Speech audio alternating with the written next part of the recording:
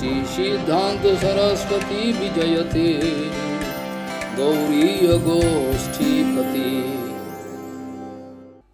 Bande Guru Pada Dandam Bhakta Binda Samanitam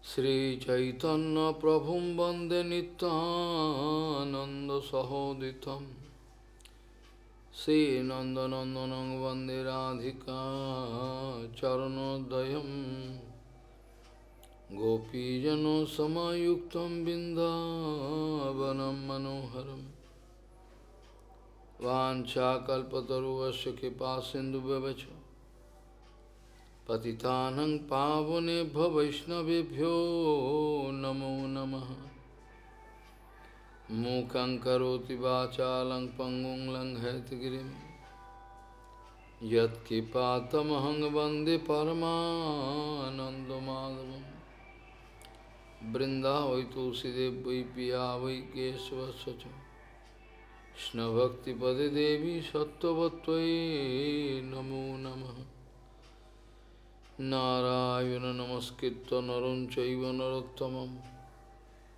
Deving Saraswati Vyasam Tato Jayo Mudire Sankirtane Krishna Kathopadeshe Gauriya Patrasya Prakasanecha Sadhanurakta Guru Bhakti Yukto Bhakti Pramodaksha Jagodvaruna Deyam Sada Paribhavagna Vavishtadoham Tethas Padam Siva Virinchanutam Saranyam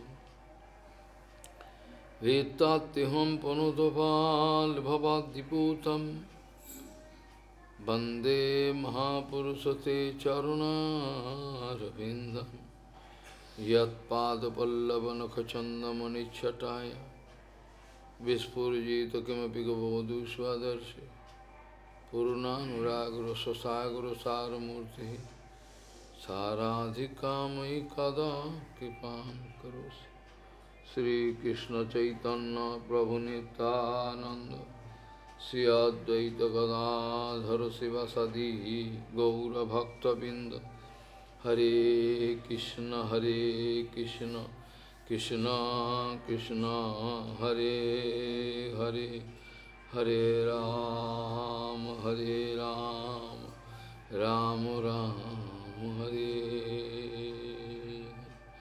Ajanulambita bhujau kanaka bodhato Sankirtanai kapitaro kamala shataksho Vishambaro dijavaro jugadharma palo Bande jagat priyakaro karuna bhataro Hare Krishna Krishna Krishna Hare Hare Hare Ram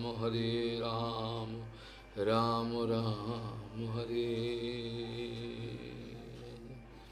Namami Gange Tava Pad Pankajam Sura Surair Bandito Dibharupam Bhuktim cha muktim cha dada sinitam Bhavanurupena sada naranam Ganga taranga ramaniya jata kalapam Gauri nirantara vibhushi tvam bhagam Narayano priyam anangumadapaharam Varanasi Purapati Bhajavi Shanatham Vagisajusya Vadane Lakshmir Yasya Chavakshasi Yasyasti Hidaya Sambhid Tvam Nishingamaham Bhaji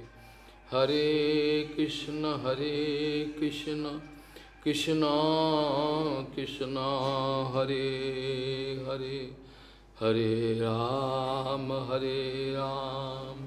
Ram Ram Hare বিজিত ঋষিক বায়ু বিরদন্ত মুনস্তুরগম জয় যতন্তি যন্তুমতি লোলমুপায় খিদ ব্যাসন সতামৃত সমবহায় গুরোশ্চরণম বনিজ ইবাজ সন্তকিত কর্ণধরা জলোধৌ বিজিত ঋষিক বায়ুভিরদন্ত মুনস্তুরগম জয় যতন্তি যন্তুমতি লোলমুপায় খিদ ব্যাসন সতামৃত সমবহায় গুরোশ্চরণ বনিজ ইবাজ খিত সন্ত জলোধৌ। গৌড়ীয় গোষ্ঠীপতি শ্রী শিল ভক্তি সিদ্ধান্ত সরস্বতী গোস্বামী ঠাকুর প্রভুপাদ পরমহংস জগৎগুরু জানিয়েছেন যে আমি নিজেকে মনে করতাম গণিত বিভাগের এক বড় পণ্ডিত। আমি অনেক শাস্ত্র জানি, আমার অনেক জ্ঞান আছে, আমি অনেক বড় বংশেতে আবির্ভাব হয়েছি, আমার অনেক বাহাদুরি আছে। এই আমার সমস্ত চিন্তাধারা আমার মধ্যে ছিল। আর এই চিন্তাধারা নিয়ে শ্রীল সচ্চিদানন্দ ভক্তিবিনোদ ঠাকুরের উপদেশে আমি প্রথমবারের মতো এই পরমহংস আচার্য সেই গৌরকিশোর দাস বাবাজি মহারাজের চরণ দর্শন করতে গেছিলাম। এই অভিমান নিয়ে আমি তার কাছে গেছিলাম। আমি মনে করতাম আমি অনেক বড় গণিতের পণ্ডিত, শাস্ত্রের অনেক কিছু জানি। কিন্তু যখন তার চরণ দর্শন করতে গেলাম তখন দেখলাম তিনি এগুলোকে কোনো পাত্তাই দিলেন না। আমার যে কিছু আছে এরা যে অত্যন্ত তুচ্ছ, এগুলো কিছুই নয়, এটা তার যে আমাকে দর্শন দিলেন যখন, তখন আমি বুঝতে পারলাম তার ব্যবহারে, তার আচরণে আমাকে তিনি পাত্তাই দিলেন না। আমার এত গুরুত্বপূর্ণ ব্যক্তিত্ব আমি মনে করতাম নিজেকে, কিন্তু সেগুলোকে কোনো তিনি তুচ্ছ জ্ঞান করে ছেড়ে দিলেন আমাকে। এত বড় একটা ধাক্কা পেলাম যেটা আমি কোনোদিন পূর্বে ভাবতে পারিনি। মনে মনে চিন্তা করলাম, আমার কাছে তো এত পাণ্ডিত্য এত কিছু আছে, কিন্তু না জানি এনার কাছে কি আছে যাতে তিনি আমার এগুলোকে তুচ্ছ জ্ঞান করে ফেলেই দিলেন। নিশ্চয়ই এনার কাছে এমন কিছু আছে যার জন্য তিনি আমার যা কিছু আছে এগুলোকে তিনি তুচ্ছ জ্ঞান করে ফেলে দিলেন ধাক্কা মেরে। গুরুচরণের নখরাবিন্দের জ্যোতি আমার চোখকে ঝলসে দিল।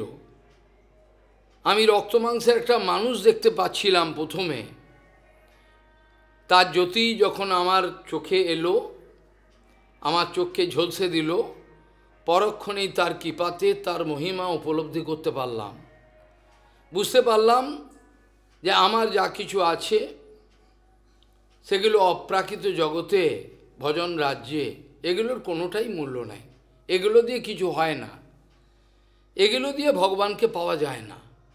যত কিছুই আমার বাহাদুরি থাক না কেন, এগুলো দিয়ে কখনোই ভগবানকে পাওয়া যায় না। শ্রীল প্রভুপাদ জানাচ্ছেন, গুরুপাদ পদ্মের কাছে এত বড় একটা ধাক্কা খেলাম, ধাক্কা খেয়ে ঘুরে বসলাম।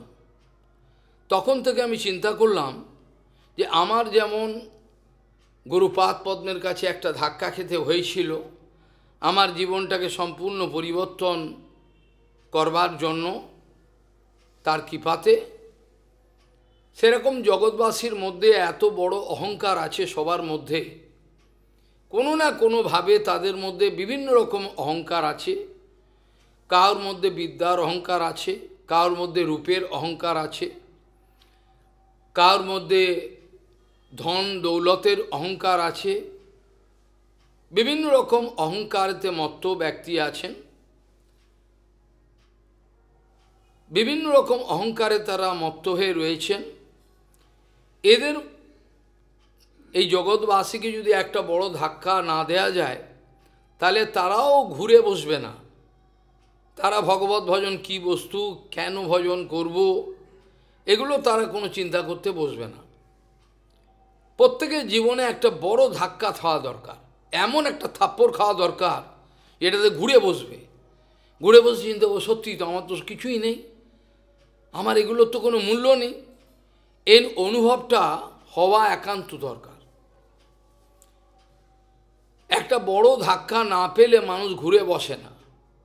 তারা চিন্তা করে না যে আমাদের অপ্রাকৃতিক জগতের বিষয়ে এই বুদ্ধি নিয়ে আমাদের প্রবেশ অধিকার নাই, আমাদের কিছু করতে হবে, কিন্তু তারা বলবেন আমাদের সময় নেই এসব করা। এইভাবে তারা নরকের পথেই ধাবিত হবেন, কিছু করার নেই। কুন্তী দেবীর কথা প্রায় শুনেছেন আপনারা। তিনি বলেছিলেন ভগবত ভজন সবাই করতে পারে না, করবার অভিনয় করতে পারে। কুন্তী দেবী জানিয়েছেন, জন্মৈশ্বর্য সুত শিবি রেধমান মদহ প্রমাণ নৈব অর্হতে অবিধাতম বৈ তমকিঞ্চন গোচরম।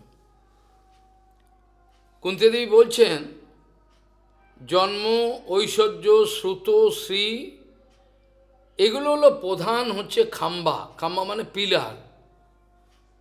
এই খাম্বার উপর অহংকারের ঘরটা দাঁড়িয়ে থাকে। জন্ম, উঁচু কুলে জন্ম, ঐশ্বর্য, অনেক বিদ্যা থাকলে পরে অভিমান হয়, ধন দৌলত রূপ, উঁচু কুলে জন্ম, বিভিন্ন কারণে মানুষের অভিমান জাগ্রত হয়। আবার দেখা গেছে চারটার মধ্যে কোনোটাই নাই, আবার দেখা গেছে চারটের মধ্যে কোনো একটাও নাই, তথাপি বিরাট অহংকার, কোনো একটাও নেই। জন্মও নেই উঁচু কুলে, বিদ্যাও নেই, দেখতেও কিছুই নেই, ধন দৌলতও ছিল না, কিছুই নেই, তথাপি দেখা যায় অকারণে, এগুলোকে বলে বৃথা অভিমান। এই অভিমানগুলো মানুষকে পথভ্রষ্ট পথিক, এইভাবে কোথায় গিয়ে পৌঁছাবে কোনো ঠিক নাই এদের। এই জন্য কুন্তীদেবী বলছেন, জন্মৈশ্বর্য শ্রুত শিবি রেদ মান মদহ প্রমাণ নৈব অর্হতে অভিধাতম বৈ তমকিঞ্চন গোচরম। ভগবানকে বলছেন, তুমি কেবলমাত্র অকিঞ্চন ব্যক্তিগণেরই দৃষ্টিগোচর হও, বাকি কেউই তোমাকে দেখতে পারে না, জানতে পারে না। তম অকিঞ্চন গোচরম, যারা নিষ্কিঞ্চন, নিরীহ, নিষ্কিঞ্চন মানেই হলো, নিষ্কিঞ্চন মানেই হলো নিষ্কপট। জেনে রাখবেন, এগুলো অঙ্কের মতো। নিষ্কিঞ্চন মানেই হলো নিষ্কপট, নিষ্কপট মানেই হলো তা হচ্ছে সরল, তার কোনো অভিমান নেই, কোনো প্রতিষ্ঠা আশা কিছুই নাই, এটা জেনে রাখবেন। এগুলো সম্পূর্ণ বিজ্ঞানভিত্তিক কথা। নিষ্কিঞ্চন ব্যক্তি মানে হলো যিনি ভগবানকেই একমাত্র সম্পত্তি হিসেবে গ্রহণ করেছেন, তার জীবনে কিছুই আর নাই। যেমন ভগবান শ্রীকৃষ্ণ বলছেন, ভগবান শ্রীকৃষ্ণ যখন বলছেন মজা করে, কাকে? দ্বারকাতে রুক্মিণী দেবীকে বলছেন যে আমার তো কিছুই নেই, তুমি হঠাৎ আমাকে বিবাহ করলে কেন?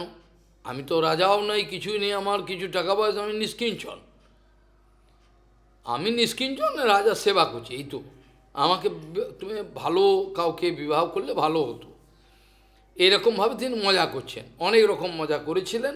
তার উত্তরটাও দিয়েছেন কুন্তী দেবী, এই আমাদের রুক্মিণী দেবী। ভগবান শ্রীকৃষ্ণ নিজেকে নিষ্কিঞ্চন বলছেন, এটা কিন্তু মিথ্যে কথা নয়। অনেকে মনে করবেন ভগবান নিষ্কিঞ্চন বলছেন, নিজের বাজে কথা বলছেন। ভগবান তো নিষ্কিঞ্চন নয়, ভগবান তো অনন্ত ব্রহ্মাণ্ডের মালিক, সব কিছুই তো তার, তা তিনি আবার নিষ্কিঞ্চন কী করে হন? এই ব্যাপারটা বুঝতে অনেক দেরি আছে। এই জন্য বলছেন, ভগবান নিজে বলছেন, অহম নিষ্কিঞ্চন নিষ্কিঞ্চন জনৈর প্রিয়, আমি নিজে নিষ্কিঞ্চন, আর নিষ্কিঞ্চন ব্যক্তিরাই আমাকে ভালোবাসে, পছন্দ করে, অন্য কেউ। এখন নিষ্কিঞ্চন কি করে হলেন উনি, এটা এখন প্রশ্ন আসে। নিষ্কিঞ্চন বলবার কারণ হলো, গোবিন্দ বলছেন কৃষ্ণ বলছেন, অর্থাৎ তার মনের ভাবেই শ্রীমতী রাধারানীর চরণ ছাড়া তার আর কোনো সম্পত্তি নাই, তিনি ভিখারি। শ্রীমতী রাধারানীর চরণটাই তার একমাত্র সম্পত্তি, ওই জন্য তিনি নিষ্কিঞ্চন বলছেন। যার অন্য কোনো সাহারা নাই, অন্য কোনো অভিলাষ নাই, কোনো কিছু নাই, তার একমাত্র সাপোর্ট ভগবান, ভক্ত, তাকে নিষ্কিঞ্চন বলা হয়। যদি বাহ্য দৃষ্টিতে প্রভুপাদের মতো 64টা মঠ থাকে, তথাপি তাকে নিষ্কিঞ্চন বলা হবে। যথাপি যদি বাহ্য দৃষ্টিতে 64টা মঠ থাকে প্রভুপাদের, তথাপি প্রভুপাদই নিষ্কিঞ্চন, আমি নিষ্কিঞ্চন হতে পারলাম না। এগুলো অনেক গোপন রহস্য। কাজেই সেখানে কুন্তীদেবীর বক্তব্য হল, জন্ম ঐশ্বর্য শ্রুত শ্রীবি রেদমান, এতে অভিমান বৃদ্ধি পেতে থাকে, মদ অভিমান বৃদ্ধি পায়।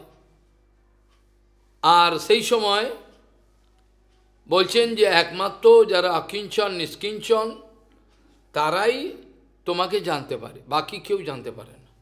বিভিন্ন রকম অভিলাষ আকাঙ্ক্ষা নিয়ে কখনোই হরিভজনে দাঁড়ানো যায় না।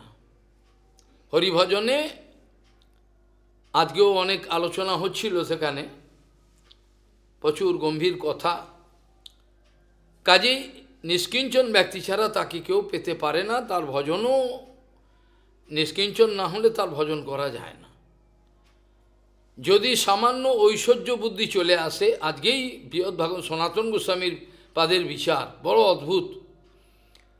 সনাতন গোস্বামীবার বলছেন, অর্থাৎ সেখানে সিকোয়েন্স ঘটনাটা হচ্ছে, নারদজি মহারাজ গোপকুমারকে বোঝাচ্ছেন, সে দিশাহারা, সে ভগবানকে ছাড়া কিছু চায় না, অনেক প্রমাণ হয়ে গেছে গোপকুমারের।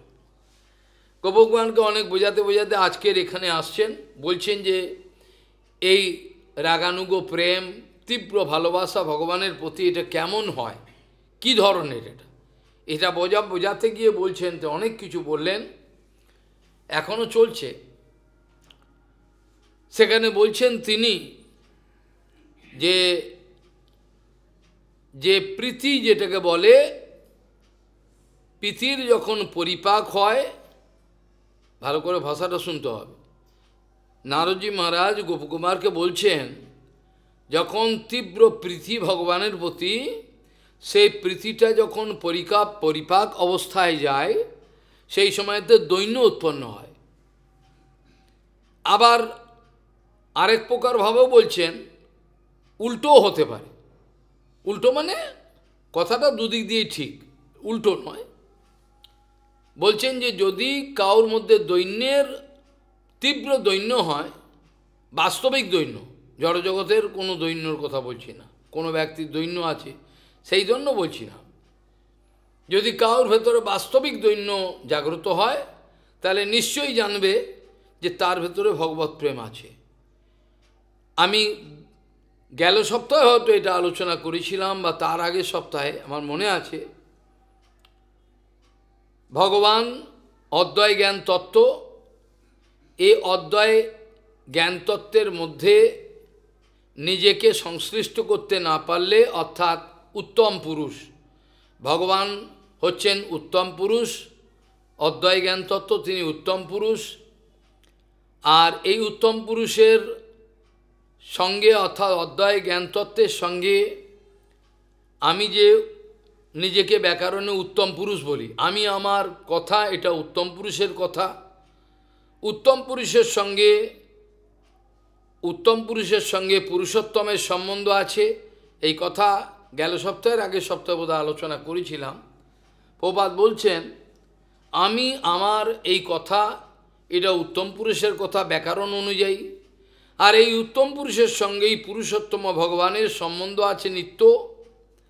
অদ্বয় জ্ঞান তত্ত্বের মধ্যে নিজেকে সংশ্লিষ্ট করতে না পারলে, বুঝতে না পারলে আমার সঙ্গে ভগবানের কি সম্বন্ধ, কি জন্য আমি জগতে জন্মগ্রহণ করা, কি আমার পরিচয়, কোথায় যাব, এই যাদের সঙ্গে রয়েছে এরা আমার কি করবে উপকার, এই সমস্ত কিছু বলতে গিয়ে প্রভুপাদ বলছেন, যখন অদ্বয় জ্ঞানতত্ত্বের মধ্যে নিজেকে সংশ্লিষ্ট করতে ব্যর্থ হয়, তাহলে প্রীতি বলে কোনো বিষয় থাকে না। আর যে প্রীতিগুলো জগতে আমরা দেখাচ্ছি এগুলো আদৌ প্রীতি নয়, প্রীতির অভিনয়, বাস্তবিক প্রীতি একে বলে না। সেখানে বলতে গিয়ে বলছেন নারদজি মহারাজ যে যখন কোনো মানুষের মধ্যে তীব্র দৈন্য জাগ্রত হয়, হাউ হাউ করে কান্না আসে, তীব্র বুক ফেটে যায়, আমি তো কার কাছে যাব, কে আমার, এরকম যখন দৈন্য আসে, যেটা সনাতন গোস্বামী পাদের মধ্যে দেখা গেছিল, যেটা রঘুনাথ দাস গোস্বামীর মধ্যে দেখা গেছিল, রূপ গোস্বামী পাদের মধ্যে, তিনি নিজেকে বরাক বলছেন, অপদার্থ আমি এক, বরাক রূপ অপি, আমার এত বড় সাহস, আমি রসামৃত সিন্ধু এর চর্চা করতে বসেছি। এত বড় দৈন্য তাদের মধ্যে বিরাজমান। কৃষ্ণদাস কবিতা গোস্বামীর দৈন্য চিন্তা করলে বুক ফেটে যায়। জগতের লোক এগুলো বোঝেন না। জগাই মাদাই হইতে মহিষে পাপিষ্ট, পুরুষের কীট হইতে মহিষে লঘিষ্ঠ, মোর নাম যেই লয় তার পাপ হয়, মোর নাম যেই শুনে তার পুণ্য ক্ষয়, এমন নিঘৃণ্য মোরে কে বা কৃপা করে, এক নিত্যানন্দ বিনু জগৎ মাঝে। যাদের মধ্যে এরকম ধরনের দৈন্য এসছে তারাই তো ভগবানকে পাবেন। যারা বাইরে কপটতা করে দৈন্য, ওরা পাবেন না। আমার বাইরের দৃষ্টিতে মনে হয় প্রভুপাদ হচ্ছেন একজন সমালোচক, প্রভুপাদের দৈন্য নাই, কিন্তু প্রভুপাদের যে কত বড় দৈন্য ছিল এটা মূর্খ গাধা কেউ বুঝতে পারবে না। তার ভেতরে কীরকম দৈন্য ছিল এটা সাধারণ মানুষের বোধগম্য হবে না। বিরাট তীব্র দৈন্য, আর তীব্র দৈন্য ছিল বলেই এত তীব্র কথা জীবকে ভালোবেসে বলতে পেরেছিলেন। যেখানে যেমন একটা উদাহরণ দিলে, পিতামাতা আমাকে মেরেছিল, মারতেন, কারণ কি, তিনি আমাকে ভালোবাসতেন। পিতামাতা আমাকে স্নেহ করতেন বলে তাই তিনি আমার ভুল দেখলে আমাকে মারতেন। এখন এই মারা দেখে যদি আমি রেগে গিয়ে বলি তার সঙ্গে আমার কোনো সম্বন্ধ নেই, তাহলে তো আমি মূর্খের স্বর্গে। যখনই আমাকে কেউ স্নেহ করবে, এই স্নেহর জন্য তার অধিকার হবে আমার উপর। সে আমাকে বকতে পারে, মারতে পারে। স্নেহ করে সন্ত গোস্বামী মহারাজ কাঠের খড়ম দিয়ে পেটাতেন সন্ন্যাসীদের, আমাকে নিজে বলেছেন, আমাকে পেটাতেন, আমাকে দম করে পিঠে। এগুলো স্নেহ, এগুলো মনে হয় যে আমাকে অত্যাচার করলেন, এটা নয়, এটা স্নেহ। যাই হোক, এখন সনাতন গোস্বামী পাদ বৃহৎ ভাগবতামৃতে অনেক গম্ভীর কথা লিখেছেন। পুরো বৃহৎ ভাগবতামৃত বা 2-2.5 বছর হলো, আরও হয়তো 1 বছর লাগবে। আর বেদান্ত শুরু হয়েছে, ওটাও বোধহয় 2 বছর লাগবে, ভগবানের ইচ্ছায় যদি বেঁচে থাকি 2 বছর মিনিমাম, ভগবানের ইচ্ছা হতে পারে, ভগবান যদি করান তবে। তিনি বলছেন যাদের মধ্যে, হে গোপকুমার, যাদের মধ্যে এই ধরনের দৈন্য জাগরুক হয়েছে, যারা নিজেকে এত বড় হলেও নিজেকে তুচ্ছ জ্ঞান করে, যেটা ভজন রহস্যতে ভক্তিবিনোদ ঠাকুর লিখছেন, হইলেও সর্বগুণে গুণী মহাশয়, প্রতিষ্ঠা ত্যাজি করো অমানের। এখানে একটা স্পেকটেকুলার জিনিস আছে, এখানে কিন্তু একটা বিরাট ব্যাপার আছে লক্ষ্য করার, যে দৈন্যের সঙ্গে কেন এই কথাটা বললেন। দৈন্য কাদের? হইলেও সর্বগুণে গুণী মহাশয়, প্রতিষ্ঠাতা ত্যাজি। প্রতিষ্ঠার সঙ্গে এর কী সম্বন্ধ মশাই? হঠাৎ প্রতিষ্ঠার কথা তুললেন কেন? হঠাৎ এই কথাটা তুললেন কেন? এই কথাটা তোলার কারণ আছে, গম্ভীর বিষয় এটা। এটা সবাই ওভারলুক করে যায়, কে ভাই এটা থেকে নজর দেয় না, বা নজর যদি কাউর যায় ওটাকে ঘুরিয়ে দেয়, ওদিকে ওটা কিছু না, ঘুরিয়ে দেবে। কেন? ওটা দিলে নিজের উলঙ্গ চেহারাটা ভেসে উঠবে, ওই জন্য ওটা কাউকে জানতে দেয়, ওটা এমনি লিখেছেন, ওটা আর জেনে লাভ নেই।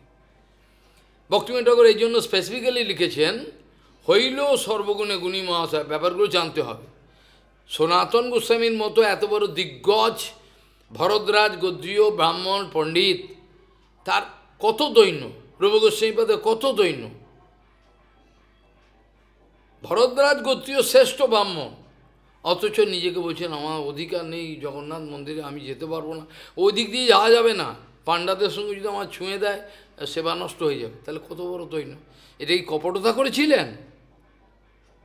তপ্ত বালুকার উপর দিয়ে মহাপ্রভু ডেকেছেন, তপ্ত বালুকার উপর দিয়ে ঘুরে যাচ্ছেন, মহাপ্রভু অন্তর্যানের ভেতরে বসে রয়েছেন। সনাতন, কোন দিক দিয়ে এলে তুমি, কোন পথে এলে? মহাপ্রভু সব জানেন, ভেতরে বসে রয়েছে।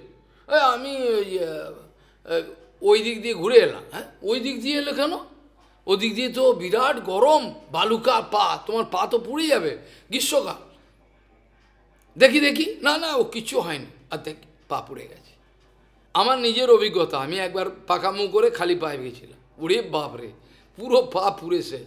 আর একবার হয়েছিল, এই যে 84 কোষ প্রায় করতাম, তার সঙ্গে একবার ওই এক পাগলের উপদেশে ওই দিক দিয়ে তাড়াতাড়ি যাওয়ার জন্য বালির উপর দিয়ে বর্ষানার পাহাড়ে গিয়ে পৌঁছাবো। আমি কোনো দিন যাই না, ওই পাগলের উপদেশে এটা করি। ওরে বাপ রে বাপ, তপ্ত বালু, তুখুর, প্রখর রোদ। শেষে কি করলাম, গামছাটা যে মাথায় বাঁধা ওটাকে জলে ভেজালাম, এক জায়গায় জল ভিজিয়ে দৌড়ে যাই, আবার গামছাটাকে রেখে তারপর দাঁড়াই, আবার ছুটে যাই। এই করতে করতে শেষে গিয়ে পৌঁছালাম বর্ষানার মন্দিরের পাদদেশে। আর পাগলের বুদ্ধিতে আর কোনোদিন করে? তাই তপ্ত বালুকায় কি হয় এটা আমি, গুরুমা তখন ছিলেন, একবার পাকামো করে খালি পায়ে চলে গেছি ঘুরে। ওরে বাপ রে বাপ, পুরো পা পুরো পড়ছে, পয়সাও নেই একটা চপ্পল কিনবো, কিছুই নেই, বিক্রি মানুষ। কাজেই সনাতন গোসাই পা পুরো পুড়ে ফসকা পড়ে গেছে। মহাপ্রভু বকছেন, কেন এদিকে এলে? এদিকে তো তোমার ওদিকে যাতায়াত করব, সব ছোঁয়াছুঁই হয়ে যাবে। মহাপ্রভু দৈন্য দেখলে খুব খুশি হতেন। আবার মহাপ্রভু বুঝতেও পারতেন কার ভেতরে কপট দৈন্য আছে, এটাও কিন্তু জানতে পারতেন। মহাপ্রভু কার মধ্যে দৈন্য দেখলে এত খুশি হতেন, মানে কল্পনা করা যায়। হরিদাস হরিদাস হরিদাস ডাকছেন, হচ্ছে হরিদাস বাইরের রাস্তায়, ওদিকে হরিদাসকে ডাকো শিগগিরি। মহাপ্রভু বলছে, হরিদাসকে গিয়ে বলছে, তোমার ডাকছে প্রভুকে আপনি গিয়ে বলুন আমার ওখানে যাওয়ার অধিকার নাই, সব ভক্তরা রয়েছে, আমার স্পর্শ হয়ে যাবে, এখানে আমি রাস্তায় এখানে থাকবো, প্রভুর হলে যদি কিছু দেয় আমি পাবো। মহাপ্রভু কিন্তু আর জোর করলেন না। মহাপ্রভু তো জোর করতে পারতেন, ওকে তুলে আনতে পারতেন। মহাপ্রভু ওদেরকে দিয়ে আমাদের শেখালেন এই দৈন্যটা দরকার। হরিদাসের মতো এত বড় সম্মান আর কাউর কি ছিল? সবচেয়ে বড় সম্মানটা তো হরিদাস ঠাকুরকে দিয়ে না কেন? নাম তো সবচেয়ে বড়, নাম আর নামের মধ্যে তো নাম বড়। জগতে আর নামের থেকে তো কিছু বড় নেই। নামের থেকে বড় আছে কি? নামের থেকে বড় কিছু নেই, নামই সবচেয়ে বড়। ভগবান থেকেও নাম বড়, ভগবান হচ্ছে আমাদের নাম বড়। সেই নামের আবার আচার্য করে দিয়েছেন ভগবান তাকে। তাহলে তার মতো সম্মান, এত বড় সম্মান কার আছে? আর তো কাউ নেই। মহাপ্রভুর গণের মধ্যে সর্বশ্রেষ্ঠ সম্মান যদি কাউর থেকে থাকে তাহলে এই ছোট হরিদাস ঠাকুর। কিন্তু বাহ্য দৃষ্টিতে তিনি মুসলিম কুলে আবির্ভাব হয়েছেন, হলো কি? এত বড় সম্মান। কাজে মহাপ্রভু যার মধ্যেই দৈন্য দেখতেন, এত ভালোবাসতেন তাকে, রূপের গায়েতে এরম হাত বোলাচ্ছেন, সনাতনের গায়েতে হাত বোল। সনাতন যখন ফকিরের বেশে গিয়ে পৌঁছেছেন বারাণসীতে, সেখানে বলছেন চন্দ্রশেখরকে, যাও বাইরে কেউ এসছে বোধহয়, বাইরে কেউ এসছে একজন বৈষ্ণব। গিয়ে দেখে শুনে বলছেন, গিয়ে কেউ নেই? বলে না কেউ নেই। বলে কেউ কি আছে নাকি? বলে না বৈষ্ণব নেই ওখানে। কেউ আছে দেখে আসো, কেউ আছে, একটা দরবেশ। বলে ওকেই নিয়ে এসো তুমি, দরবেশ ওকেই আমি বলছি। ও তো চিনতে পারছে না, কিন্তু মহাপ্রভু তো জানেন অন্তর্যামী। সনাতনকে নিয়ে এলেন, ছুটে গিয়ে সনাতনের গায়ে হাত বোলাচ্ছেন, কত কষ্ট, কত। এ হচ্ছে ভগবান। আর সেই ভগবানের ভজন আমরা করি না। কোটি কোটি মা বাবা যদি জন্মে জন্মে পেয়ে থেকে থাকি, তাদের ভালোবাসাকে এক জায়গায় জড়ো করলে ভগবানের ভালোবাসার সঙ্গে জড়ো হয়। এতটাই স্নেহ, এতটাই ভালোবাসা প্রত্যেকটা জীবের প্রতি, কিন্তু আমরা করতে চাই না। এই হলো আমাদের চরিত্র। যে কথাটা উত্থাপন করেছিলাম এটা হচ্ছে ভক্তিবিনোদ ঠাকুরের এই কথা বলার কি যুক্তি আছে? হইলেও সর্বগুণে গুণী মহাশয় প্রতিষ্ঠা আশা ত্যাজি করো, এটা বলার যুক্তি কি আছে? এটার বলারই যুক্তি আছে 100%। কারণ প্রভুপাদ এই কথাটা দ্ব্যর্থহীন ভাষায় বলেছেন যে জেনে রাখবেন, যার মধ্যে প্রতিষ্ঠা আসার গন্ধ পর্যন্ত নেই, আপনি স্বীকার করুন আর নাই করুন অহংকারের বশে, আমরা তাকে বৈষ্ণব বলে স্বীকার করি নাই করি, অহংকারে নাও করতে পারি। আমাদের সমাজ এখন উল্টো পথে চলছে। তথাপি প্রভুপাদ বলছেন প্রতিষ্ঠা আশা যাদের শূন্য যিনি, তিনি একমাত্র তৃণাদবী হতে পারেন, বাকি কেউ তৃণাদবী হতে পারে। তার যদি 64টা মঠ থাকে, তথাপি তার যদি হাজার হাজার শিষ্য থাকে, তথাপি তিনি হচ্ছেন নিষ্কিঞ্চন, তিনি হচ্ছে তৃণাদবী। তৃণাদপি ব্যাপারটা, দৈন্য ব্যাপারটা কোনো অভিমানের কোনো একটা নাটকের বিষয় নয়।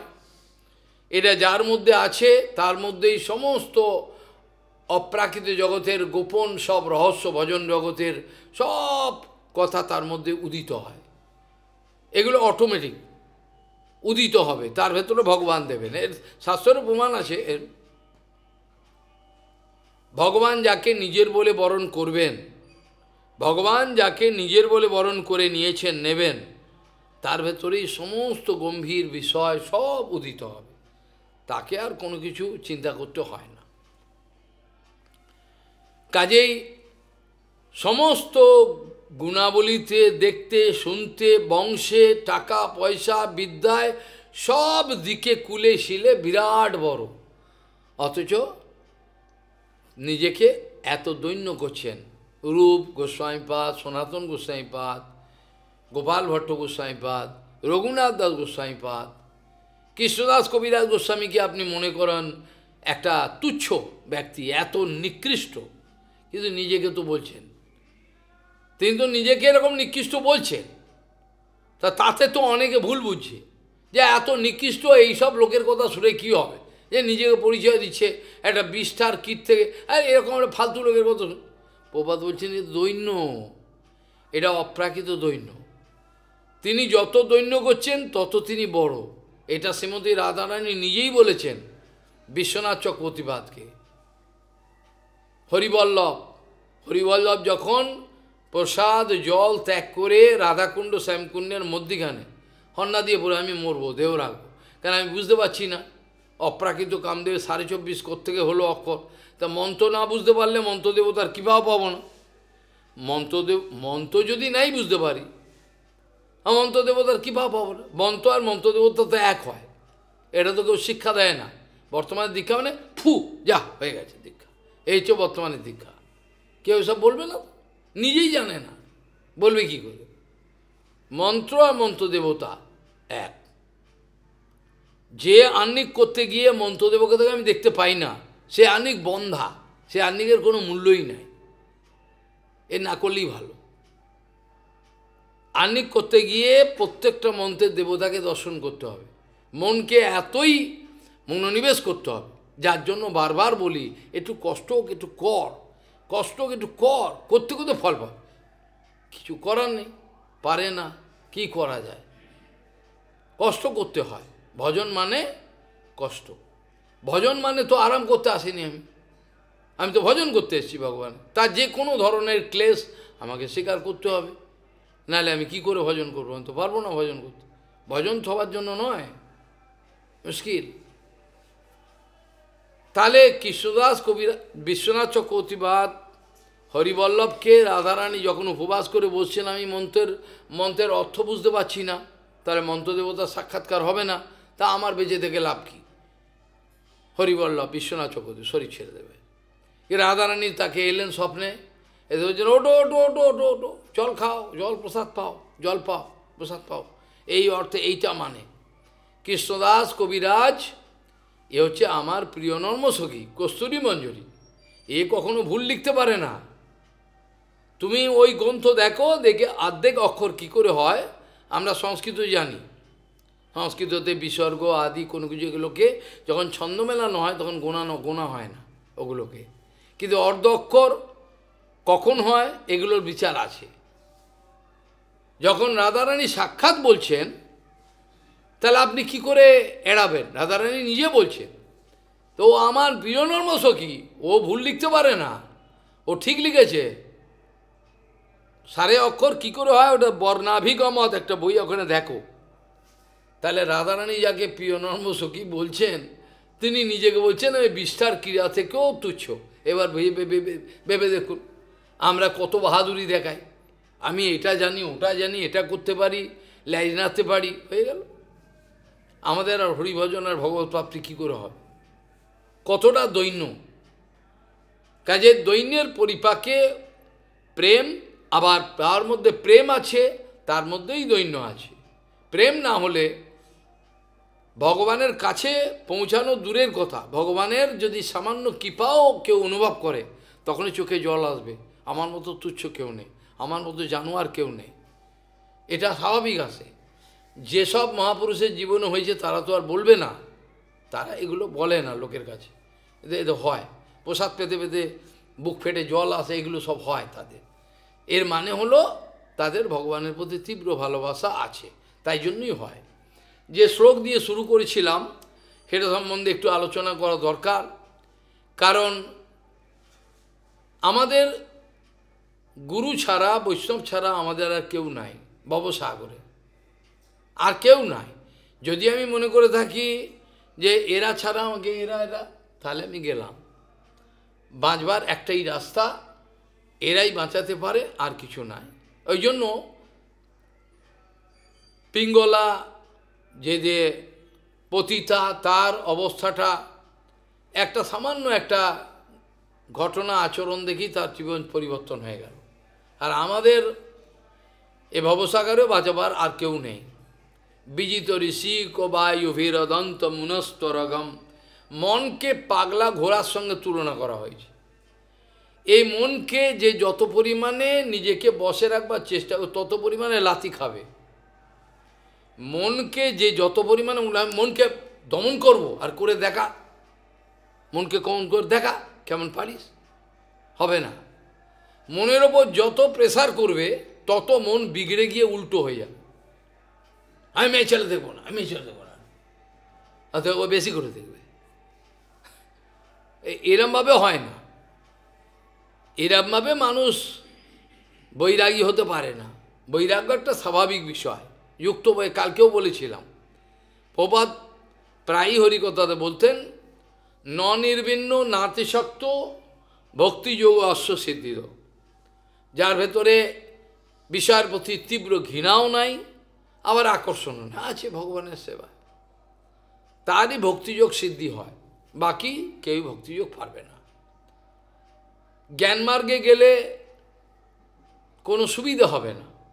জ্ঞানমার্গের প্রচুর লোকের অধঃপতন হয়েছে, প্রচুর, শাস্ত্রের প্রমাণ আছে।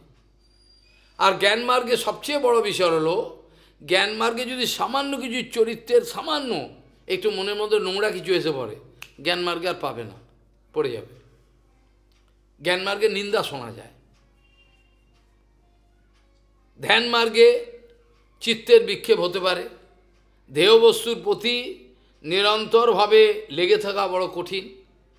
কিন্তু ভক্তিযোগের ক্ষেত্রে দেখা যায়, প্রভুপাদ চোখ চেয়ে ধ্যান করছেন, চোখ চেয়ে। আমাদের গুরুবর্গের চোখ চাওয়া, কথা বলছেন, হরিকথা বলছেন, চোখ চাওয়া, চোখ চেয়ে ধ্যান করছেন। শ্রীমতী রাধারানী ধ্যান করতে বসেননি, চোখ চেয়ে ধ্যান করছে গোপিকারা, ব্রজবাসীরা, আমাদের গুরুবর্গ।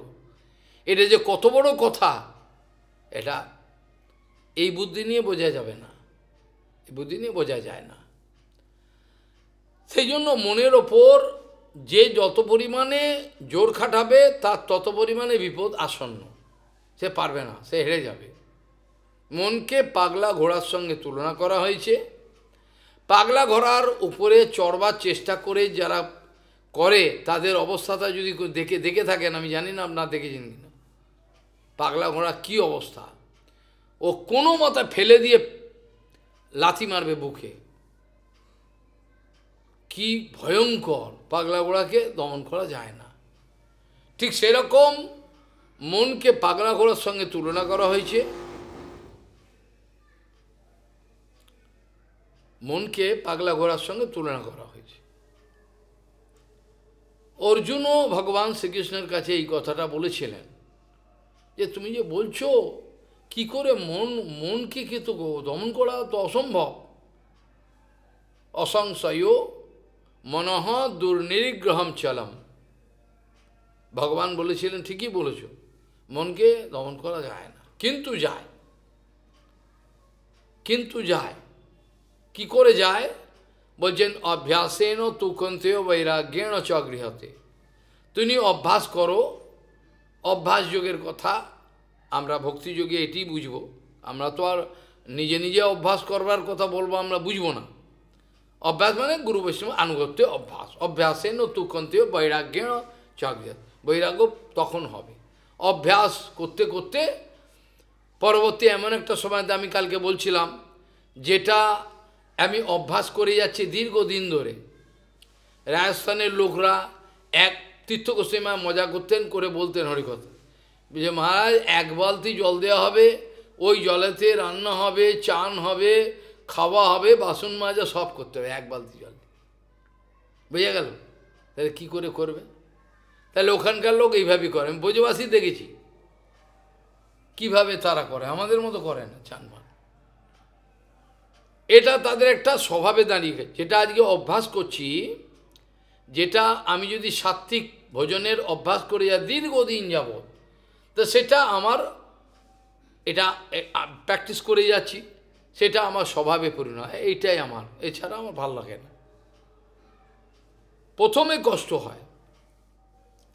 কষ্ট হবে, কিন্তু এটা যারা ধৈর্য ধরে, যাদের মধ্যে অত্যন্ত ধৈর্য আছে, আর ধৈর্য ছাড়া ভজন হয়ই না। যাদের অধৈর্য, যারা চঞ্চল, তাদের জন্য ভজন নয়, তারা সময় নষ্ট করবে। ধৈর্য রাখতেই হবে, ধৈর্য ছাড়া হয় না, এটা নিয়ম। যাই হোক, এখন প্রশ্ন হলো যে এই মনকে ভাগবতী মহাপুরাণে শ্লোকে বলছেন, যদি কেউ বিজিত ঋষি কবাই অভিরদন্ত মুনস্ত, বলে সমস্ত ইন্দ্রিয়গ্রামকে জয় করে মনকে জয় করার যে চেষ্টা করবে, এটা যে কত দুরূহ ব্যাপার। এই যত চেষ্টা করবে তত বিপদ হবে। উপায় খিদ মানে খেদ প্রাপ্ত হবে, খেদ মানে প্রচণ্ড ধাক্কা পাবে। কিন্তু এরা বলছেন, যেমন একটা নৌকা বিরাট সমুদ্রের মাঝখানে, আমি সেদিনকে যে বলেছিলাম, অবার জলরাশির মধ্যে নৌকাটা কোথায় আছে কিছুই জানে না। কত বছর আর বাঁচতে পারবে জলের তলা, তো যেতেই হবে। এখানে কোনো সিওরিটি নেই। এখানে জলের তলা না, আমরা মায়া সমুদ্রে, আমরা মায়ার সমুদ্রে রয়েছি। গুরুচরণ রূপী ভেলাকে আশ্রয় করেছি, নৌকা। আর যদি বাস্তব আশ্রয় করে দেবে, গুরুদেব আমায় বাঁচাবেন, নৌকা। আর যদি ঝাঁপ মেরে আবার মায়া পড়ি, তো গুরুদেব বাঁচাতে পারবেন। এইভাবে গুরুচরণকে ভেলার সঙ্গে তুলন। নিদেহ মাধ্যম সুলভম সুদুর্লভম গুরুকল্পধারম গুরুকর্ণধারম, এগুলো সব ভাগবতী মহাপুরাণে বলেছেন। তাহলে এখানে বিজিত ঋষি কবায়ুহিরদন্ত মুরস্তরগম জয় যত, যে এই মনকে এবং ইন্দ্রিয়গণকে জয় করার তীব্র চেষ্টা করবে, সে সমস্ত ব্যাপারে হেরে যাবে। উপায় ক্ষিন্ন হয়ে যাবে, ফেড আপ হয়ে যাবে, পারবে না। কিন্তু যদি এই ভবসাগরে যেমন কেমন হবে, বলছে এক ব্যক্তি, ধনী ব্যক্তি বাণিজ্য করবার জন্য নৌকা অনেক কিছু নিয়েছেন, বিরাট জাহাজের মধ্যে বা নৌকার মধ্যে নিয়ে বা বাণিজ্য করতে যাচ্ছেন। সেই যখন ঘূর্ণি পাকে পড়ে, তখন ভগবানকে ডাকে, বাঁচাম, তো সব শুদ্ধ যাবে, ডাকে এইভাবে। এছাড়া তো আর কোনো রাস্তা নেই। এসে কী করে? মাধ্যাচার্যের জীবনে এরম হয়েছিল। একটা বাণিজ্য করতে যাচ্ছে একটা ব্যক্তি, করে সব বাণিজ্য করে টাকা পয়সা অনেক লাভ করেছে, করে আবার নৌকাটা ফাঁকা যাবে কেন, কি গোপীচন্দন নিয়েছিল, বিক্রি হবে, করবে। বিরাট মাধ্যাচার্যর ওখানে সমুদ্রের তীরে বসে রয়েছেন, আর ওর নৌকা আটকে গেছে, নৌকা চলছে না, কিছুতেই আর যেতে পারছে না। দূরে দেখছেন সাধু এরকম হাত জোর করে কাঁদছেন, বলছে আপনি বাঁচান, নৌকাটা আমার আটকে গেছে। মাদ্রাচার্যকে বলছেন, মাদ্রাচার্য খালি এরকম কি একটা মুদ্রা করলেন, নৌকা সঙ্গে সঙ্গে জলে ভেসে উঠল। দূর থেকে একটা মুদ্রা দেখালেন, মুদ্রাতে নৌকা ভেসে উঠল। উনি খুশি হয়ে বললেন, আমাকে কিছু দেবো? আমি আমার কিছু চাই না, তুমি যাও। হ্যাঁ, বলে আর কিছু দেবো। আর কী দেবে? চন্দন, গোপীচন্দন, একটা বিরাট ঢেলা দিয়ে দিল। তো মাদ্রাচার্য এরম চলে, যেটা 25-40 জন তুলবে, মাদ্রাচার্য এক হাতে তোলে। বোঝা গেল? যেটা এত লোক মিলে একসঙ্গে তুলতে পারে, তাহলে মাদ্রাচার্য একা, বায়ুর অবতার তো, ভীমসেন বা একা এরম তোলে এরকমভাবে। তো তিলক এবার ফেটে গেল, ফেটে গিয়ে ভেতর থেকে গোপাল বেরিয়ে পড়ল, নিত্য গোপাল। কি অদ্ভুত! ওই গোপাল এখনো আছে ওখানে।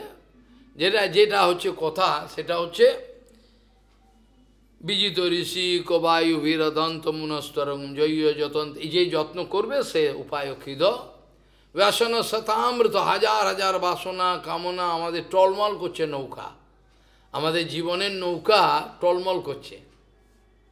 ব্যাসন শতামৃত সমবাহায় গুরু চরণ বনিজ ইবাজ সন্তকৃত কর্ণধরা জল, যে গুরুচরণকে আশ্রয় করবে, মহান বৈষ্ণব গুরু, তে অনায়াসে পার হয়ে যাবে, তাকে আটকানো যাবে না। সমবাহায় গুরুচরণ, এইটা হচ্ছে নিয়ম। এখন আমরা আলোচনা প্রসঙ্গে কালকে দেখলাম যে যতক্ষণ পর্যন্ত একটা ধাক্কা না পায়, প্রভুপাদ যেটা বলছেন, যতক্ষণ পর্যন্ত একটা বড় ধাক্কা না পাবে, কারোর মধ্যেতে বিরাট পরিবর্তন হয় না। অর্থকড়ি চলে যাবে, লোকে ঠকালো, স্ত্রী মরে গেল, ভাই মরে গেল, সব চলে গেল, কিছু নেই, হাহাকার। বিরাট একটা ধাক্কা পাওয়া দরকার প্রত্যেকটা মানুষের, এটা আশীর্বাদ। এমন ধাক্কা পাওয়া দরকার যে ধাক্কা পাওয়ার পরে একবার ধাক্কা খেয়ে বসবে, রে কিছুই তো নেই, সব চলে গেল। তা নাহলে বিষয়ের নেশা যাবে না, বিষয়ের নেশা কখনোই যাবে না। বিষয়ের নেশা যেতে গেলে একটা বিরাট লাত খেতে হবে মায়ের, তারপরে যদি আক্কেল হয় তারপর হবে। যেটা আমাদের এখন দেখতে পাচ্ছি, আমাদের পিঙ্গলা নামক যে পতিতা, তার দেখা যাচ্ছে তিনি এবার বলছেন যে আমার নিশ্চয়ই কপাল এত মন্দ নয়। এত মন্দ কপাল হলে আজ ভগবান তাহলে এমন সন্তুষ্ট হলেন কি করে? মৈবম সু মা এবম মৈবম সুর মন্দভাগ্যয়া ক্লেশা নির্বেদ হেতব যেনানুবন্ধম নির্হিত পুরুষ সম্যম ইচ্ছতি। এখানে বলছেন এই যে আমি নিতান্ত মন্দভাগ্য নিশ্চয়ই আমার নয়, কেননা তাহলে এই নির্বেদজনক এই যে অবস্থাটা আমার উপস্থিত হলো, আর কীরকম একটা ভেতরে একটা যেন আনন্দ হচ্ছে, ভরসা আসছে আজ, এতদিন কিন্তু হয়নি। যেটা তিরণ্ডী ভিক্ষুক বলেছিল যে আজকে ওর কিন্তু পা ছড়িয়ে কাঁদবার কথা ছিল, ওকে তো বার করে দিয়েছে বাড়ি থেকে লাথি মেরে, কিন্তু ও উল্টো বলছে, ও যে আজকে আমার কেন জানি না ভেতরে একটা কেন নির্বোধ প্রাপ্ত হলো, কেন আনন্দ লাগছে, কোত্থেকে একটা ভরসা আসছে, তা আজকে বিষয় শূন্য হয়ে যে একটা মুক্ত। যেমন একটা পাখিকে যতক্ষণ পর্যন্ত খাঁচার মধ্যে ধরে রাখা যায় তখন কষ্ট হয়। এরকম অনেক মহাত্মা আছে যারা পয়সা দিয়ে পাখি কেনেন, যীশু খ্রিস্টও করতেন, জেসাস ক্রাইস্ট পয়সা দিয়ে পাখিগুলোকে কিনে খাঁচাটা খুলে দিয়ে উড়ে যেতে, যে ভিক্ষা পেতেন, এরা উড়ে গেলে কি যে একটা আনন্দ, পাখি আনন্দ। এরকম আমাদের আত্মাটা যখন আমাদের এই বন্ধনের মধ্যে রয়েছে, বিষয় আশয় কচকচানি, সাধু কিন্তু অনায়াসে সব ছেড়ে পালাতে পারে, কিন্তু ওরা যায় না, কারণ এটা ভগবানের ইচ্ছা নয়। ভগবানের ইচ্ছা হলো যুক্ত বৈরাগ্য করে লোককে পার করো, তোমার এটা দায়িত্ব। তুমি আমার প্রতিনিধি, যেমন উদ্ধবকে প্রতিনিধি হিসেবে রেখে গেলেন, ওটা বাঁচাও, বদ্ধজীবকে পার করো, সব কেউ না কেউ তো নেবে। আমি তো ভেঙে পড়ার কোনো কারণ নেই, সত্য কথা কেউ তো অনুভব করবে না, কেউ না কেউ তো নেবে, তার যে নেবে সেই নেবে।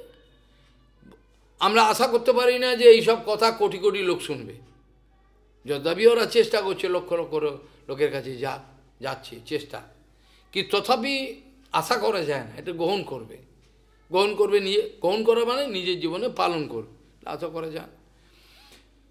কাজী বলছেন আমার ভাগ্য এতটা মন্দ নয় যা আজ আমার এই নির্বেদজনক ক্লেশ আমার জীবনে উপস্থিত হতো না, আর এটা একান্তই দরকার।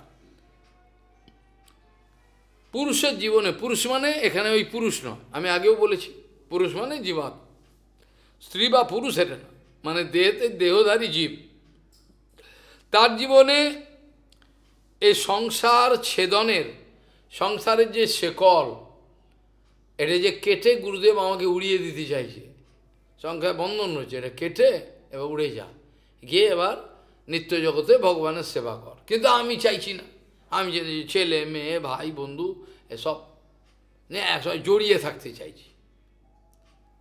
নিষ্কিঞ্চন মহারাজ মজা করে একটা কথা বলতেন, চণ্ডীগড়ের নিষ্কিঞ্চন, মাধু গোস্বামীর শিষ্য, পাঞ্জাবি, খুব ভালো, বলতেন যে নদীর তীরে একজন ব্যক্তি রয়েছে, নদীর তীরে একজন সাধু, এ দেখছে গুরুদেব একটু দূরে ভজন করছেন, এবারে একটা ভল্লুক ভেসে ভেসে যাচ্ছে, ও মনে করে একটা কম্বল ভেসে যাচ্ছে, ভালো, এ শুকিয়ে নিলে ভালো হবে, গুরুদেব কম্বলটাকে নিতে গেছে, কম্বল নিতে গিয়ে কম্বল ওকে আটকে ফেলেছে, ধরে ফেলেছে, আর গুরুদেবকে ওই गुरुदेव मुझे छाड़ कंबलটা ছেড়ে দে, मैं तो कंबल को छोड़ना चाहता, कंबल मेरे को छोड़ता नहीं, আমি তো কম্বলকে ছাড়তে যাই, কম্বল আমাকে ছাড়ছে না, কি করব, কম্বল তো জাপটে ধরেছে, ওটা ভল্লুক তো, উপর দিয়ে কম্বল মনে হচ্ছে ভালো কম্বল, গরম হবে সুন্দর, কিন্তু কম্বল তো নয়, আমরা এই সংসারটাকে কম্বল ভেবে জড়িয়ে ধরেছি, ওটা ভল্লুক। এটা হচ্ছে আমাদের জীবনের কথা, সংসার ছাড়বে না, কোনো মতে পাকিয়ে রাখবে। এর বন্ধনের বাইরে যাওয়া যে কি কঠিন, এটা গল্প বলে লাভ নেই, এই যে কত কঠিন এর বাইরে যাওয়া, কিন্তু এটা এত সোজা, শাস্ত্রে বলা রয়েছে, কিন্তু কেউ করবে না, সোজা পদ্ধতি, কিন্তু কেউ মানবে না। রজস্তমস্য সত্যেন সত্যঞ্চ উপশমেন চ এতৎ সর্বম গুরু ভক্তা পুরুষই, একমাত্র সদ্গুরুর চরণে ভালোবাসা থাকবে সংসারে, আপনি হয় এরকম এরকম, কিন্তু এটা হয় না, আমাদের ভালোবাসা নাই, মৌখিক ভালোবাসা। এন বলছেন কোনো জীবাত্মার জীবনে, অর্থাৎ কোনো পুরুষের, পুরুষ মানে দেহধারী জীব, পুরে দেহে বসতি ইতি পুরুষ, সংসার বন্ধন কাটার জন্য এটা বড় ঔষধ, বিরাট বড় ঔষধ, এটা ছাড়া তো হয় না। এটা ছাড়া কি করে হয়? আমি আজকে নিশ্চয়ই জানি বিষ্ণুর কৃপা হয়েছে আমার উপর, বিষ্ণু ব্যাপক চিনি, আর বিষ্ণুর দ্বারা আজকে, বিষ্ণু ভগবানের দ্বারা আজকে আমি যে কৃপা পেয়েছি, তেন উপকৃতম আদায় শিরসা গ্রাম্য সঙ্গতঃ, চিরজীবন আমি নোংরা দুর্গন্ধ গ্রাম্য সঙ্গ করেছি, যেটা পশু করে, পশু করে তো, পশুই তো করে দিন রাত, পশুর ওইটি কাজ। আজ আমি এই যে পাশবিক জীবন যাপন করেছি, এর থেকে আজকে দেখছি ভগবানের কৃপা হলো আমার উপর, আর এই মঙ্গলকে আমি আমার মাথায় আদরের সঙ্গে গ্রহণ করলাম, করে আমি আমার জীবনকে, আর কোনো আমার কষ্ট নেই, কষ্ট ছিল এতদিন, আজ আমার কোনো কষ্ট নেই।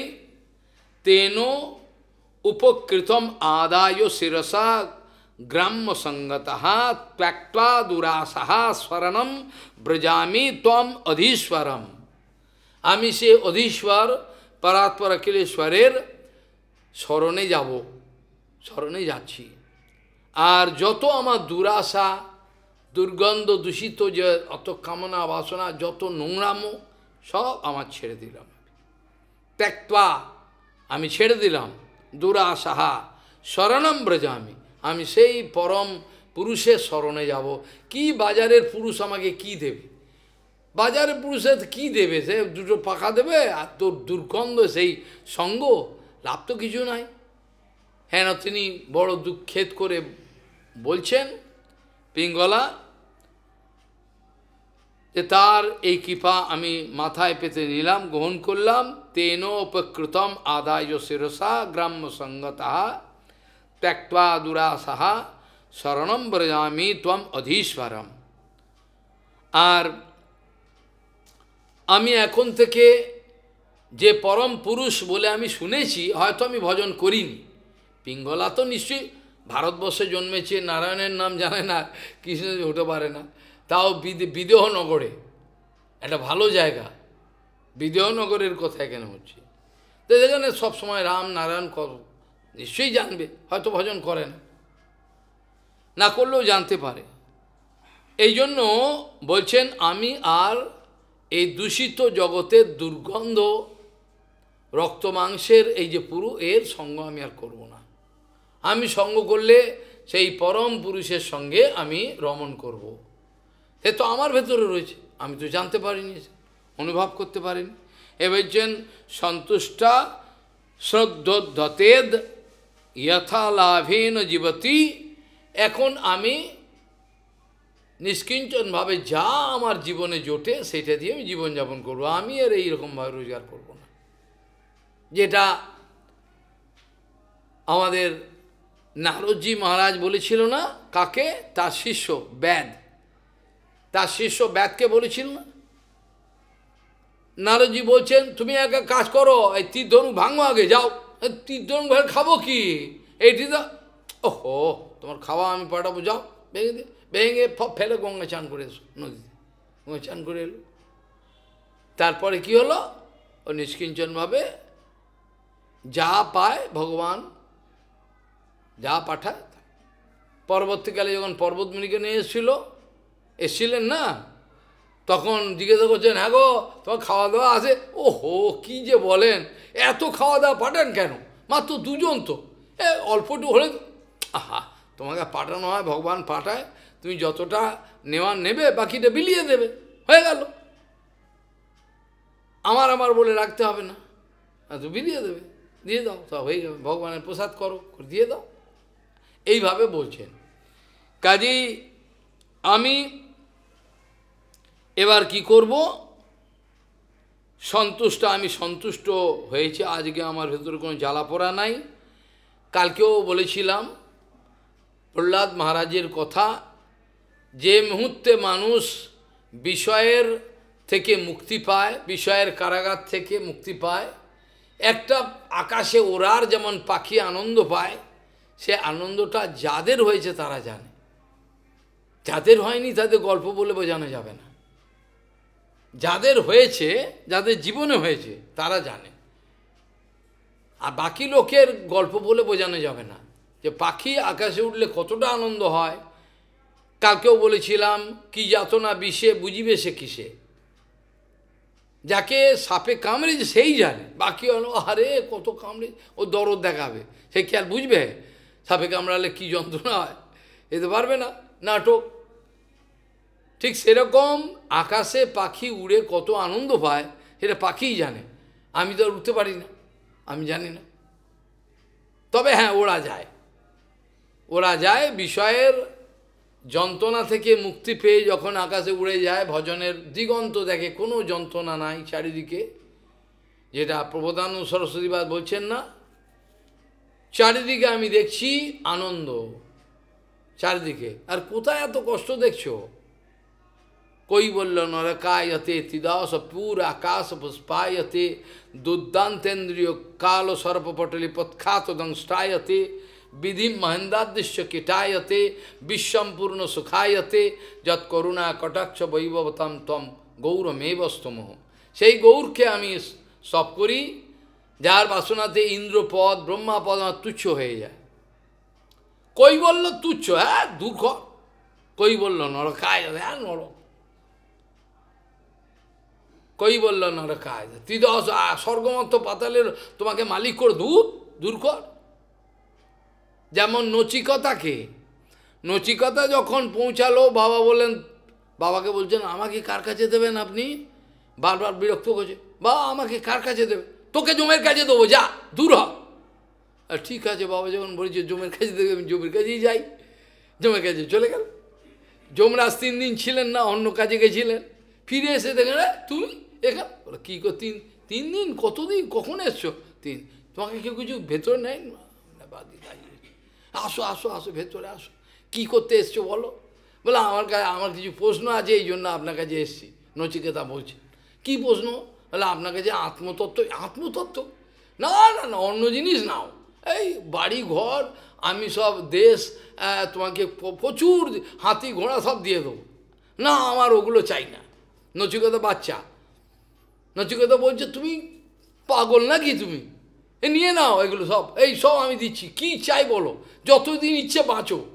বেঁচে কী করো, জগৎ তো আর নিত্য নয়, কোনো না কোনো দিন যেতেই হবে, সব আপনি যা দিতে যাচ্ছেন ওগুলো সব অনিত্য, এগুলো আমি একটাও নেব, সে কি তুমি নেবে না, আমি একটাও নেব, যদি দিতে হয় এটা দেন না, আমি চলে যাচ্ছি, দাঁড়া দাঁড়া দাঁড়া, 3টে বর দেবো তোমাকে।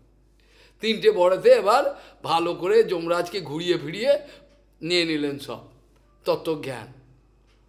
এখন কিরম চালাক দেখুন, বাচ্চা 5 বছরের বাচ্চা, 4-5 বছর, সে গিয়ে যমরাজকে গোল খাইয়ে দিল, নিয়ে নিল, তত্ত্বজ্ঞান আমাকে দিতে হবে। আবার ওর নামে একটা যজ্ঞের আগুন হয়ে গেল, নচিকেতা আগুন যে আছে না, আমরা যজ্ঞ করি, ওর নচিকেতা অগ্নিও আছে, অগ্নি একটা শিখা। তাহলে যমরাজ এত সন্তুষ্ট হয়েছে, প্রথমে তো অনেক ঘোরাবার চেষ্টা, না না এইসব ছেড়ে দাও, অন্য কিছু নাও, মানুষ মরার পর কোথায়, যেখানে যাই যা, তোমার অত কী দরকার, তুমি কী চাই বলো, না আমাকে বলতেই হবে, আপনি ছাড়া আর এই কথা তো কেউ বলতে পারবে না, আপনি স্বয়ং যমরাজ, আপনাকেই বলতে হবে, আপনার কাছ থেকে এটা আমি নেব। তাহলে গুপ্ত কথা তত্ত্বজ্ঞান সব নিয়ে নিলেন।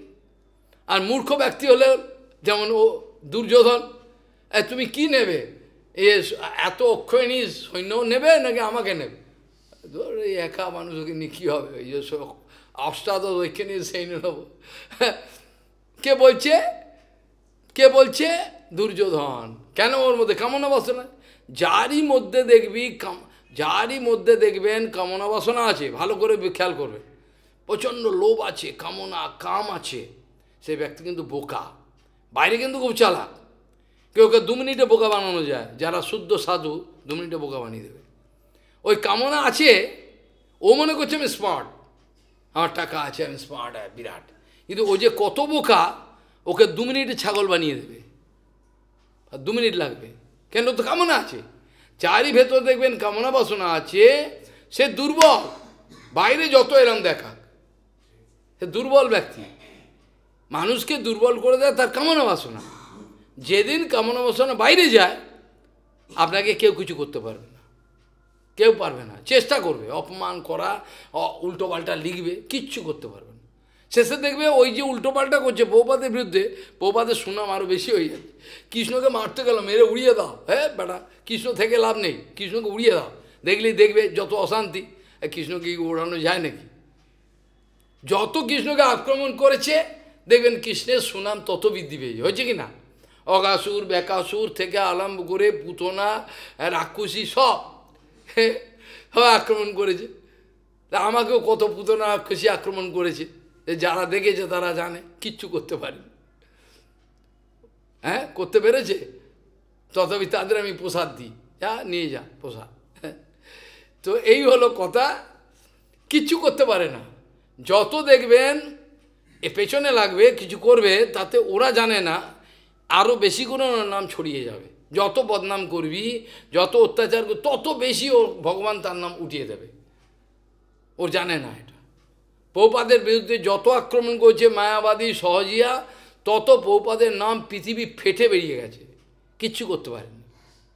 মারবে, কাটবে, খুন করে ফেলবে, পুলিশে নাম লিখিয়েছে, চোর, মিথ্যে, কিচ্ছু করতে পারে, কিচ্ছু করতে পারে, কি করবে, এদের করা যায় না, এদের পেছনে তো ভগবান আছে না। এই মূর্খগুলো জানে না এর পেছনে ভগবান দাঁড়িয়ে রয়েছে, ভগবান না থাকলে করা যায়, এত এগুলো করা যায়, একা করা যায়, কখনোই হয় না। কোনো মানুষ নিজের শক্তি তো করে, কখনোই হয় না। কাজেই কামনা বাসনা যার ভেতরে আছে, একে জেনে রাখবেন, যত স্মার্ট হোক সে কিন্তু দুর্বল, তাকে 2 মিনিটে বোকা বানানো যাবে।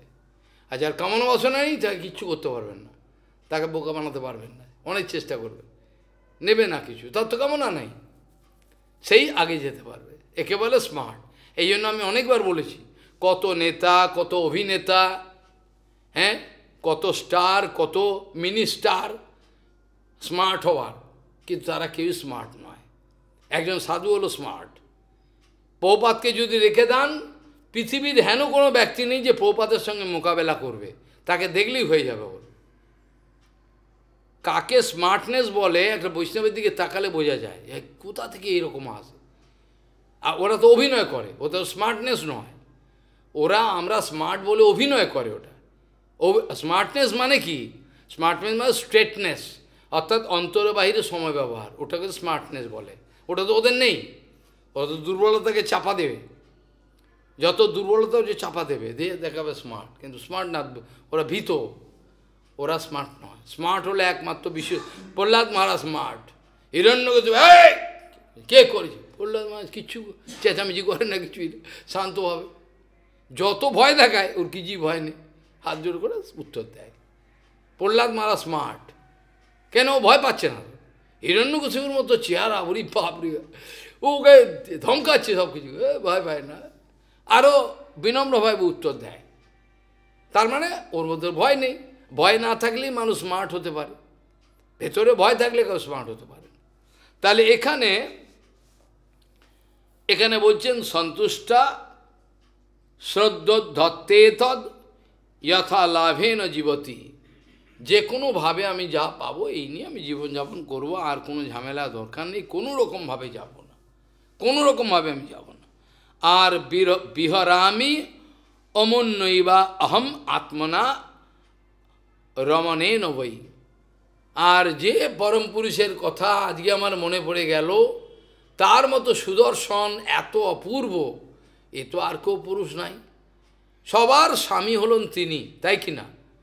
আমরা মনে করি এটা আমার স্ত্রী, এটা আমার স্বামী, তো একমাত্র কৃষ্ণ।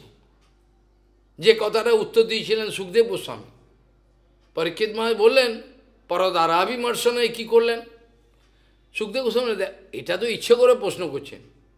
পরীক্ষিত মহারাজ তো বোকা নয়, ইচ্ছে করে একজন প্রশ্ন না করলে উত্তরটা তো আসবে না, আর উত্তর না হলে জগৎ সন্দেহ চিরকাল জুড়ে যাবে। যখন বলছেন আত্মকাম যদুপতি কৃতবান বৈযুগুপ্সিতম, আত্মকাম যদুপতি এইসব নোংরা কাজ করলেন কেন? এই পরদারাবিমর্শ, এটা ভালো কথা না। সুখদেব গোস্বামী তখন বলছেন, তুমি কোথা থেকে ভাবছো রাজন? এত কথা শুনলে, আগে তো শুনলে সব কিছু, জেনে রাখবে প্রত্যেক জীবের হৃদয়ে যিনি বসে রয়েছেন, প্রত্যেক জীবের হৃদয়ে কে বসে রয়েছেন? সেই ভগবান। গোপীনাম তৎপতিনাম চ সর্বেশাম এব দেহিনাম য অন্তশ্চর স্বধ্যক্ষ কিরণ নেহ দেহভাগ। আরে তুমি এত শুনলে, তোমার তো ভুল হওয়ার কথা না, এটা তো তুমি জানো। সমস্ত প্রাণীর হৃদয়ে তিনি বসে রয়েছেন, সেই কৃষ্ণ বিষ্ণু হিসাবে। গোপীগণ, আরে গোপীগণের হৃদয় তো তিনি রয়েছেন, গোপীগণের স্বামী, ওর ভেতরেও তো তিনি রয়েছেন। এমন একটা জায়গা দেখাও দেখি যেখানে কৃষ্ণ নেই, পারবে দেখাতে? জায়গা নেই, কোনো জায়গায় তো নেই যেখানে কৃষ্ণ নাই। সমস্ত জায়গায় চরাচর ব্রহ্মাণ্ড, প্রত্যেকটা ধূলিকণার মধ্যে ব্রহ্মরূপে ব্যাপ্তি হয়ে রয়েছেন তিনি। বিশ্বাস থাকলে শালগ্রাম থেকে ভগবান বেরিয়ে দর্শন দেবেন, দেবেন না? কিন্তু বিশ্বাস নাই, এই জন্য দর্শন পাই না। এই জন্য বলছেন সুখদেব গোস্বামী বলছেন, গোপীনাম তৎপতিনাম চ সর্বেশাম এব দেহিনাম য অন্তশ্চরঃ স্বধ্যক্ষ কিরণেনীয়। তিনি তো অধ্যক্ষ গোপীগণের হৃদয়ে। গোপীগণের যাদেরকে তুমি স্বামী বলছো, তাদের হৃদয়ে কে রয়েছে? ওই কৃষ্ণই তো রয়েছে। আর সেই তো আজকে যে অন্তশ্চর, সেই পরমাত্মা রূপে তিনিই তো আজকে দেহধারী কৃষ্ণ রূপে সামনে এদেরকে মনোবাসনা পূর্ণ করছে। ওনার আর কোনো মেয়ে ছেলের সঙ্গে খেলা করার দরকার পড়ে কি? তোমরা কি মাথা খারাপ? কৃষ্ণের কি দরকার পড়েছে এসব? কিন্তু এ তো তাদের মনোভীষ্ট পূর্ণ করছেন তিনি, তার তো কোনো দরকার নেই। একটি মুসলিম কন্যা শিক্ষিতা বিরাট, সে পর পর যাতা শ্রী চৈতন্য গৌরীয় মঠের, আজকে প্রায় 12-14 বছর আগে, ওখানে খালি নেটে উল্টোপাল্টা লিখছে ভগবান শ্রীকৃষ্ণের সময় যা তা। আর বৃন্দাবন বলে একটা ব্রহ্মচারী আছে, হাড্ডাগাড্ডা পাঞ্জাবে, শিক্ষিত ছেলে, সব আমার ভালোবাসে। তীর্থগোস্বামী মহারাজ যারা বাস্তবিক দীক্ষা সবাই প্রায় আমাকে, আর যারা বিপরীত তারা তো আমার ভালোবাসতে পারবে না, আমাকে শত্রু মনে করে, কিছু করার নেই, আমি তাদের মনে করি না শত্রু। সেই মহিলা যা খুশি তাই লিখছে, অপমান করে, আল্লাহ সফার। বৃন্দাবন এবার একদিন আমাকে এই কথাটা জানালো, আমি তখন সারাদিন তো প্রেসের কাজ এটা ওটা, সন্ধ্যেবেলা এসে হাত পা ধুয়ে আনি করে চৈতন্য গৌরী মঠে বসে, আর বৃন্দাবন এসে বলছে মহারাজ এ একটা মহিলা এরকম একটা শিক্ষিতা মুসলিম কন্যা যা তা লিখছে, তাহলে তুমি উত্তর দাওনি? বলে আমি উত্তর দিয়েছি, উত্তর দিলেও সবাই কেটে আবার দেয়, তো আপনি একটু দয়া করো। আমি দয়ার ফায়ার কিছু নেই, তো একটা আর্নিক করে নিই, তারপর তুমি আসো, আমি দেখছি কী লিখেছে। আর্নিক করতে বসে আর্নিক হচ্ছে না, সেই মুসলমান মেয়েটা ঘুরছে আমার মাথায়, আমি দেখিনি তাকে, মাথায় ঘুরছে তত্ত্ব, দুধ তার আর্নিক পরে হবে, এই এদিকে আয়, এদিকে আয়, বলে কী লিখেছে, বসে অল্প সেই লেখাটা এখন কোথায় গেছে জানি না, সে মানে আগুন, সেই লেখা পড়ে ওই মহিলার মুখ চিরকালের মতো ব্ল্যাক টেপ লেগে গেল, আর মুখে খোলেনি, এত লজ্জা পেয়ে গেছে, বুঝে গেল। আমি সেদিনকে মাস্টারমশাইকে বকছিলাম, আনুগত্যহীন জীবন ভয়ঙ্কর জীবন। যখন এই সহজিয়া তোমাকে এইরকম লিখেছে, তখন তো উচিত ছিল আমার সঙ্গে আলোচনা করা, কী লিখবো, তুমি লিখে দিলে জানেন প্রভুপাদ কে, অমুক মঞ্জুরি, পাগল কোথাকার, তোমাকে ও বুঝবে এসব, হে পাগল আনুগত্যহীন, তোমাকে কে লিখতে বলেছে ওরমভাবে, ও আরও গেলে যে গালাগাল দিল প্রভুপাদকে, আর তোমার জন্য তুমি অপরাধী, তোমার জন্য আজকে এই কথাটা বলতে পারলো, যদি আমার সঙ্গে একটু আলোচনা করতে আমি উত্তর দিয়ে দিত ভগবানের, তুমি নিজে গেলে গিয়ে প্রভুপাদকে অপমানিত করালে, এটাতে কত বড় ক্ষতি হলো। যে জীবাত্মাটা প্রভুপাদের সম্বন্ধে যাতা বললো, আমি তো তাকে বলতে দেবো না, কেন তারও তো আমি মঙ্গল চাই। যে ব্যক্তিটা প্রভুপাদের সম্বন্ধে যাতা বলে ফেললো, আমি তো তাকে বলতে দেবো না, আমি এমনভাবে উত্তরটা ভগবানের ইচ্ছায় দিতে হবে যাতে ওর তারপর শ্রদ্ধা হয়। কিন্তু তুমি উল্টো কাজ করলে, তুমি তো উত্তর দিতেই পারলে না, জানেন প্রভুপাদকে নয়নমণি ধূত, ও তো গালাগাল দিয়ে বলছে, আর তুমি কত বড় পাগল। এই হচ্ছে অবস্থা, কেউ জানেই না, আমাকে কেউ গালাগাল দেবে, আমি বললো গালাগাল দিক, আর দিক, আমি তো চাইবো সে গালাগাল না দেয়, কেন আমাকে গালাগাল দিয়ে তার ক্ষতি হোক এটা আমি চাইবো না। যে আমাকে অজস্র গালাগাল দিচ্ছে তারও তো আমি মঙ্গল চাইবো, তবে তো আমি সাধু, আমি কিসের সাধু, তাকে মারবো না, কাটবো না, তার নামে কিছু কেস করে থাক, ভালো করে থাক, ওর মঙ্গল হোক।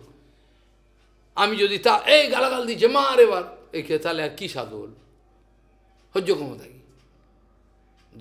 যে মাধব গোস্বামী মহারাজকে কাগজে লিখে বিলি করছে, ইনি চোর, চৈতন্য মঠে সব কিছু উনি অনেক নিয়ে গেছেন প্রভুপাদ, উনি কিন্তু রেগে যাচ্ছেন না, বরঞ্চ যিনি নিন্দা করেছেন তাকে ব্যালকনিতে দেখলো, ব্যালকনি বারান্দায় দেখেই কি করলো, সাষ্টাঙ্গ গাড়ি রাস্তার মধ্যে মাধব গোস্বামী দণ্ডবোধ হয়ে বললেন, জ্যেষ্ঠ গুরু ভাই।